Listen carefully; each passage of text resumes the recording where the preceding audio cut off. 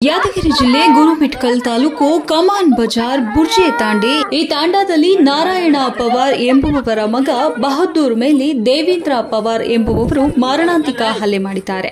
ಹನುಮಂತನಾಯಕನ ಬೆಂಬಲದಿಂದ ರಾಜಾರೋಷವಾಗಿ ಮಾರಣಾಂತಿಕ ಹಲ್ಲೆ ನಡೆಸಿದ್ದಾರೆ. ಪೊಲೀಸ್ ಸ್ಟೇಷನ್ಗೆ ಹೋಗಿ ದೂರು ಕೊಟ್ಟರೂ ದೂರು ಸ್ವೀಕರಿಸುತ್ತಿಲ್ಲ. ಎಫ್ಐಆರ್ ಹಾಕದೆ ಸತಾಯಿಸುತ್ತಿದ್ದಾರೆ.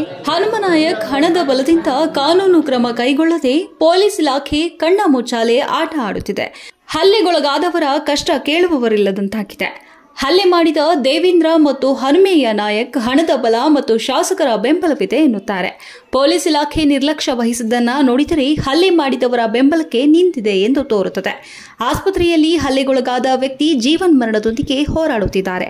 ಪೊಲೀಸ್ ಇಲಾಖೆ ಸೂಕ್ತ ಕ್ರಮ ಕೈಗೊಳ್ಳುವಂತೆ ನೊಂದವರ ಗೋಳು ನ್ಯಾಯ ಕೊಡಿ ಎಂದು ಅಂಗಲಾಚುತ್ತಿದ್ದಾರೆ. ಪೊಲೀಸ್ ಇಲಾಖೆಯ ನಿರ್ಲಕ್ಷ್ಯಕ್ಕೆ ಮುಂದಿನ ಸಂಚಿಕೆಯಲ್ಲಿ ಕಾದು ನೋಡಿ. ವರದಿ ಸಿದ್ದಣ್ಣ ದುರ್ಗದ್, ಹಂಸ ಟಿವಿ, ಯಾದಗಿರಿ.